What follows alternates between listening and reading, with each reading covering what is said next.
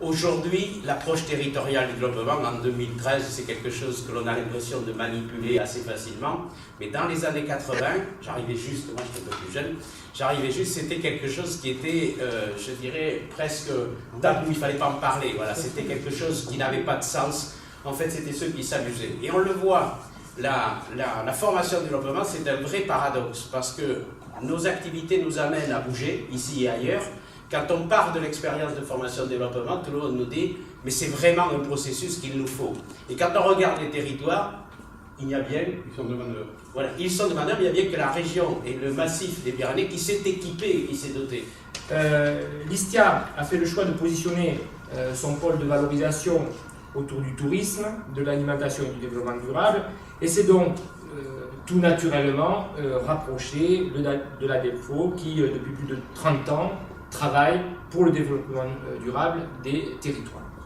Je me dois de rappeler ici que la valorisation fait partie d'une des missions phares de l'université et qui, après une prise de conscience qui a mis du temps dans l'établissement, représente aujourd'hui un élément phare, puisque nous avons créé d'ailleurs une vice-présidence déléguée à la valorisation et que nous sommes pleinement impliqués aujourd'hui dans ce domaine. L'objectif de ce partenariat est de proposer un appui, un accompagnement sur mesure destiné aux divers acteurs sur les thématiques tourisme-développement, tourisme, alimentation, santé, en s'appuyant sur la mobilisation et l'amélioration des compétences. Je me félicite que cette collaboration entre nos deux institutions, Monsieur le Président de la DEFO, puisse être étendue à d'autres formations et d'autres composantes de l'université. Je vous remercie vivement de votre aide cruciale et pour avoir accepté de nous accompagner dans ce champ du développement durable des territoires, en partageant votre expertise du territoire pyrénéen. Premièrement, ça nous a permis de découvrir le concept de formation-développement, qui n'était pas une notion que nous avions forcément eu l'occasion de voir. Ensuite, ça nous a permis de découvrir des territoires. Donc, personnellement, ça a été la région Aquitaine, et donc de rencontrer sur ces territoires des professionnels.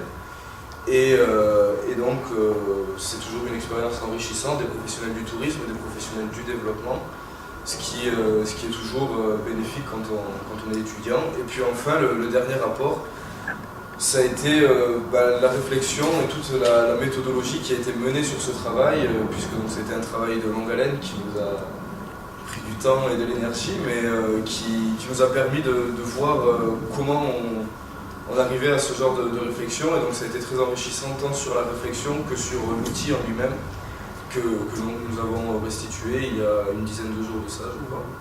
Et donc en cela, l'atelier terrain et donc la collaboration avec la DEFO a été très, très bénéfique professionnellement. Voilà.